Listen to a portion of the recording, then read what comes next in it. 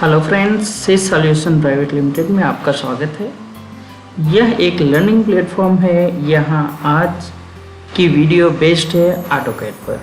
यह एक learning video है जहाँ आपको स्टेप बाय स्टेप ऑटोकैड के बारे में बताया जाएगा। तो आइए जानते हैं कुछ बेसिक इन्फॉर्मेशन ऑटोकैड के बारे में।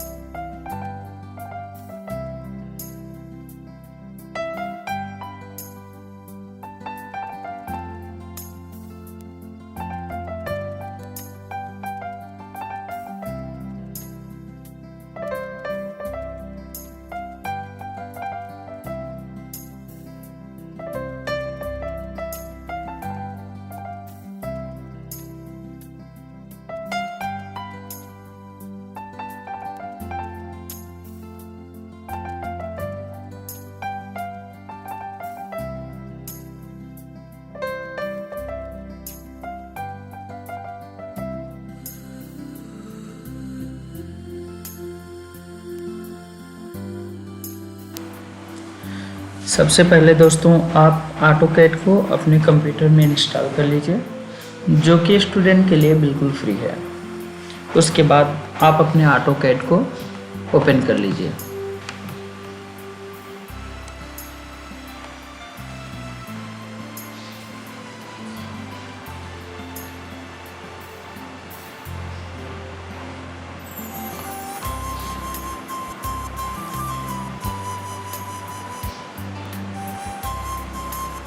आपको वेलकम विंडो नज़र आएगी। इसमें आपको 3 सेक्शन दिखाई देंगे। पहला गेट स्टार्टेड, दूसरा रिसेंट डॉक्यूमेंट्स, तीसरा नोटिफिकेशंस एंड कनेक्ट और नोटिफिकेशन ये ज़्यादा उपयोगी नहीं होता है।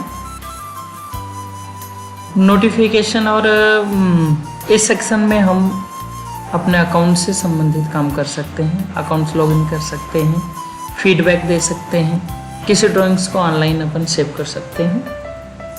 ज़्यादातर उपयोग हमारा गेट स्टार्टेड और रिसेंट डॉक्यूमेंट्स का रहता है। गेट स्टार्टेड में जब हम नई फाइल पे काम करना चाहते हैं तो हम स्टार्ट ड्राइंग्स बटन पर क्लिक करते हैं। कोई ड्राइंग्स अपने कंप्यूटर में पहले से सेव किया हुआ है तो उसको ओपन फाइल्स में जाके ओपन फाइल्स पे क्लिक करते हैं।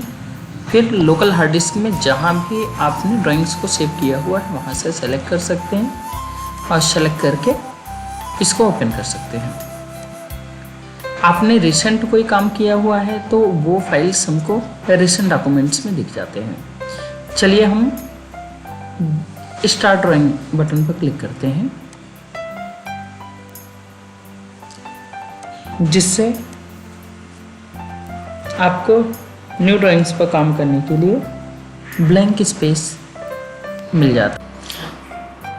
चलिए ऑटोकैड इंटरफेस के बारे में जानते हैं। जैसा कि आप देख सकते हैं कि यहाँ एक टाइटल बार है जिसमें ऑटोकैड के वर्जन और जो ड्राइंग्स का नाम शो हो रहा है।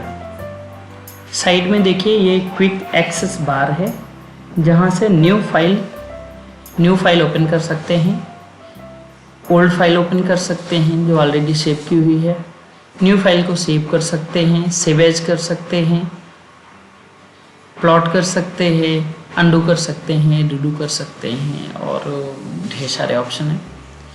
और देखें ड्राइंग एंड एनोटेशन, एक यहाँ पे एरो है जिसमें बहुत सारे कमांड हैं। अगर आप इसको देखें तो जो कमांड्स आप यहाँ से डीसेलेक्ट कर देते हैं तो वो क्विक एक्सेस बार से चले जाते हैं। इसमें देखें जितने command new, open, save as, open from web and mobile, ये सारे ऑप्शंस हमने टिक किए हुए हैं ऑलरेडी, पहले से चेक मार्क हुए हैं तो इसलिए क्विक एक्सेस बार में दिखाई दे रहे हैं। इसमें वर्क स्पेस ये एक इम्पोर्टेंट टूल बार है और शो मेनू बार ये भी बहुत ही इम्पोर्टेंट टूल बार है। अगर हम शो मेनू बार को क्लिक करते हैं तो देखिए एक मेनू बार ऊपर नज़र आता है। इसमें हम जैसे ड्रॉ करना है कोई चीज़, तो ड्रॉ करने के लिए हमको जितने भी टूल्स की ज़रूरत पड़ती है वो सारे टूल्स हमको एक जगह ही नज़र आ जाते हैं। हमको मॉडिफाई करना है तो मॉडिफाई से, डायमेंशनिंग करनी है तो डायमेंशनिंग से संबंधित सारे टूल, मॉडिफाई करना है तो मॉडिफाई से संबंधित जितने भी टूल्स हैं हमको यहाँ नज़र आ जाते हैं। अब चूँकि यहाँ पे होम पैनल में जो टूल बार्स के रिबन दिए हुए हैं तो इसमें से पहले से ही काफ़ी टूल्स अवेलेबल हैं, इसलिए इसकी कोई ख़ास ज़रूरत नहीं पड़ती। लेकिन फिर भी अगर ज़रूरत पड़े तो हम इस ऑप्शन को ऑन कर सकते हैं। तो अभी फ़िलहाल के लिए हम इसको ऑफ कर देते हैं। एक टूल बार जो अभी मैंने ऑलरेडी ओपन किया हुआ था, वर्क स्पेस ऑन करिए तो वर्क स्पेस में हमको देखने को मिलता है कि जब हम ड्राफ्टिंग एंड एनोटेशन, जब हम 2D में काम करते हैं और ड्राफ्टिंग और एनोटेशन का काम होता है तो हम ड्राफ्टिंग एंड एनोटेशन चूज करके काम करते हैं। अगर हमको 3D बेसिक्स 3D में काम करना है तो देखेंगे 3D बेसिक्स चूज करते ही हमको हमारे टूल बार्स चेंज हो गए। टूल बार्स जब हम 3D में काम करते हैं तो हमें जिन टूल बार्स की ज़रूरत पड़ती है वो इस पर ईज़िली आ गए। क्रिएट करने के लिए, एडिट करने के लिए, ड्रॉ करने के लिए, मॉडिफाई करने के लिए उससे संबंधित सारे टूल बार्स हमको अवेलेबल हैं। जब हम 3D मॉडलिंग में काम करते हैं तो ये थोड़ा सा और एडवांस है, तो इसमें उससे संबंधित टूल बार सारे नज़र आएंगे। तो चलिए फ़िलहाल इसको हम आगे के वीडियो में डिटेल से देखेंगे। अभी हम ड्राफ्टिंग एंड एनोटेशन में आते हैं। ड्राफ्टिंग एंड एनोटेशन में हम जैसा कि देख रहे हैं यहाँ एक इसको बोलते हैं फाइल टैब। फाइल टैब में जब हम स्टार्ट पे जाते हैं तो हमको वेलकम विंडो नज़र आती है जहाँ से हम न्यू फाइल ओपन किए थे। ये हमारी फाइल है। अगर हमने कोई एग्जिस्टिंग फाइल या पहले से सेव की हुई कोई फाइल हमने ओपन किया है तो एक सिंपल ड्राइंग खोलते हैं। चलिए ठीक है। अगर पहले से ड्रॉ की हुई कोई ड्राइंग है उसको हमने खोला हुआ है तो वो हमको यहाँ पे नज़र आएगा। ये हमारी ये ड्राइंग है, तो एक ड्राइंग से दूसरी ड्राइंग के बीच में हम आसानी से स्विच कर सकते हैं। यहाँ से नई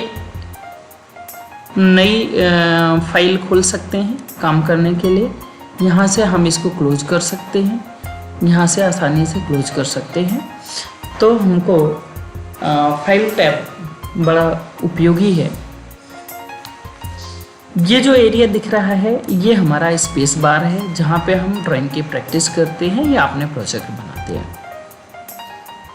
आप देखेंगे कि होम पैनल में ये टूल बार रिबन कहलाता है। और टूल बार रिबन में देखें तो हमारा draw tool bar, modify tool bar, annotation tool bar, layer, block, property और बहुत सारे टूल बार्स अवेलेबल हैं। आप यहाँ देखिए तो इसमें नॉर्थ, साउथ, ईस्ट, वेस्ट दिखाई दे रहा है। बाकी ये डायरेक्शंस दिखाई दे रहे हैं। ये व्यू क्यूब कहलाता है। व्यू क्यूब नॉर्मली 2D में नहीं यूज होता है। व्यू क्यूब का उपयोग हम 3D में करते हैं। इधर ये है हमारा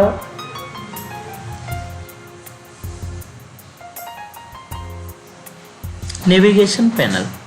नेविगेशन पैनल जब हम ड्राइंग में कोई काम करते रहते हैं तो कभी कभी इसको पैन करने की ज़रूरत पड़ती है, कभी जूम आउट, कभी रोटेट करना पड़ता है। तो इसलिए नेविगेशन पैनल का हम उपयोग करते हैं। नॉर्मली कर्सर से भी इसको हम कर सकते हैं, तो कर्सर का उपयोग करते हैं। तो इस मेनू बार का ज़्यादा उपयोग नहीं होता है, या हम कमांड से भी यूज कर सकते हैं। नीचे ये कमांड लाइन है। कमांड लाइन बहुत ही इम्पोर्टेंट होती है, क्योंकि जैसे हम किसी कमांड का उपयोग करते हैं, या तो हम यहाँ सिंपली एक सिंगल क्लिक करके उसको यूज कर सकते हैं, या हम यहाँ पे उसको टाइप करके लिख सकते हैं LINE। हमको लाइन यूज करना है तो इसमें हम क्लिक करने से लाइन आ जाता है, और लाइन पे क्लिक करेंगे तो यहाँ पे बराबर हमको गाइडलाइंस मिलती जाती हैं। लाइन स्पेसिफाई फर्स्ट पॉइंट, आपको फर्स्ट पॉइंट स्पेसिफाई करना है। फर्स्ट पॉइंट स्पेसिफाई करेंगे तो specify next point, then next point. तो ये गाइडलाइन भी हमको देता है। नीचे स्नैप्स के कस्टमाइज टूल्स हैं, इसमें स्नैप बार है, डिस्प्ले ड्राइंग ग्रिड, इसको ऑफ कर सकते हैं तो ग्रिड गायब हो जाएगी वर्क स्पेस से, और ऑन कर देंगे तो ये ग्रिड्स नज़र आएंगे। और स्नैप्स हैं, स्केल्स हैं, एनोटेशन स्केल है, वर्क स्पेस स्विच करना, आइसोलेट ऑब्जेक्ट्स, और फिर कस्टमाइज हम कर सकते हैं। यहाँ से जिन जिन टूल्स की ज़रूरत पड़ती है हम कस्टमाइज करके इसको ला सकते हैं। एक वर्क स्पेस में हम देख सकते हैं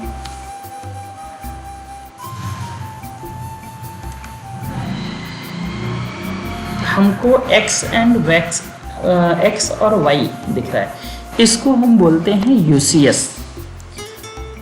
ये X और Y जहाँ इंटरसेक्ट होते हैं ये ओरिजिन पॉइंट कहलाता है। तो X और Y ये हमारा कोऑर्डिनेट सिस्टम पे जब हम काम करते हैं तो ये ओरिजिन पॉइंट होता है। तो यहाँ से कोई भी पॉइंट कितना दूर है वो यहीं से क्रिएट होता है। सपोज कोई पॉइंट है हमारा X एक्सिस में 10 यूनिट, Y एक्सिस में 5 यूनिट, तो हमारा X एक्सिस में 10 यूनिट जाने के बाद में Y एक्सिस में 5 यूनिट जाने के बाद कहीं यहाँ नजर आएगा। आपने AutoCAD के बारे में जाना और ऑटो इंटरफेस की जानकारी प्राप्त की। आगे के वीडियो में हम ड्राइंग टूल्स के बारे में जानेंगे और उनका यूज करके कोई ड्राइंग बना के देखेंगे, जिससे आप भी उन टूल्स को ईजिली यूज कर पाएंगे और प्रैक्टिस में ला सकेंगे। वीडियो को लाइक और चैनल को सब्सक्राइब ज़रूर करें और बेल आइकन को ज़रूर दबाएं ताकि आगे आने वाली वीडियोस आप तक आसानी से पहुंच सके।